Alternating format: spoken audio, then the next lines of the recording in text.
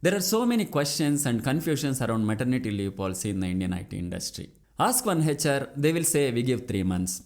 Ask another, they will say we don't have maternity leave policy at all. By the way, maternity leave means paid leave for a woman who's about to have a baby or has just delivered one.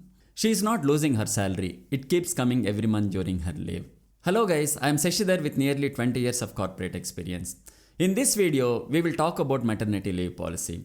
I will explain what the law says, what your company must give you, and what the Supreme Court has said about it, all these things.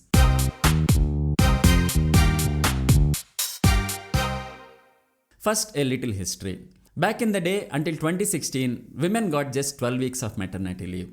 That's 3 months. Honestly, that's barely enough time for a new mother to even figure out how to hold a newborn baby without looking like she is carrying a delicate glass vase.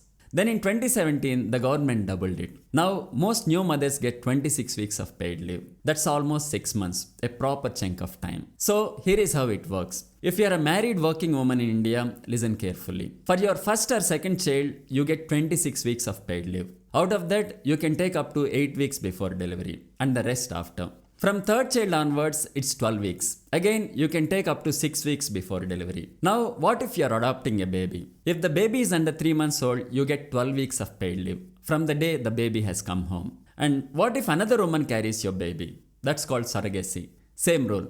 12 weeks from the day the baby is handed over, provided the baby is younger than 3 months. Then there are tough situations. If you face a miscarriage or medical termination, you get 6 weeks of paid leave to recover. No questions asked. If you decide you don't want more kids and undergo tubectomy, that's a permanent birth control surgery for women. You get 2 weeks of paid leave. Now who qualifies? The rule is simple. You must have worked at least 80 days in the past 12 months with the same employer. And your workplace should have at least 10 or more employees. So yes, even your friendly neighborhood startup with 20 people in a co-working space office is covered. But here is where the exploitation starts. Many HRs and managers straight up lie. Especially in the mid-range and small companies. They tell you like maternity leave is not applicable in private companies, or we only give 3 months, that's our internal policy. That's a big lie. The Maternity Benefit Act is a law, not a Netflix subscription where you choose the basic or premium plans. And it applies to all companies with 10 or more employees. Doesn't matter private or government. When HR says not applicable here, what they actually mean is we hope you don't know your rights so we can save some money to the company. So what exactly must companies do during maternity leave?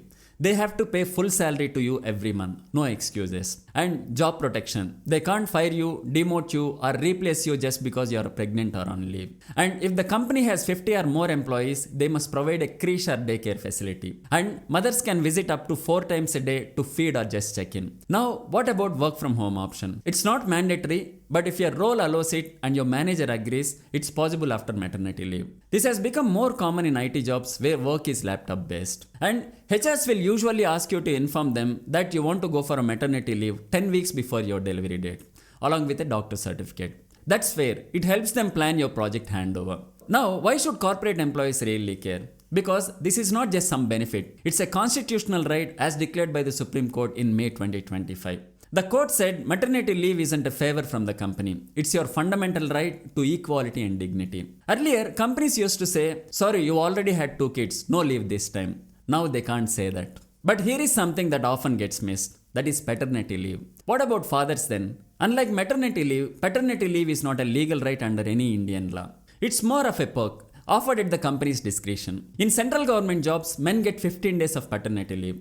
In private companies, it's all over the place. Some IT firms give 2 weeks, some give 1 month, and many give 0. So if your HR says, sorry, paternity leave is not a thing, this time sadly they are not lying. But the logic is clear. Childcare is not just a mother's responsibility. And slowly, more private companies are waking up to that. So, to summarize what we discussed till now, you will get 26 weeks of paid leave for the first 2 kids, and 12 weeks for the third and beyond. 12 weeks for adoption and surrogacy. Baby must be under 3 months old. And 6 weeks after miscarriage, 2 weeks after tubectomy. And the condition is minimum of 80 days service in the past 1 year. You will get full salary, job security, daycare in big companies. All these facilities will be available. Work from home is possible if your manager agrees. And don't let HR fool you. This law applies to private companies too. Coming to paternity leave, it's not a right, just a perk. Usually 15 days in government jobs, variable in private companies. That's it for now. Please share this video with your brother, sister, spouse or colleague who are working in the IT industry. Let them know their rights so the HR doesn't trick them to settling for less.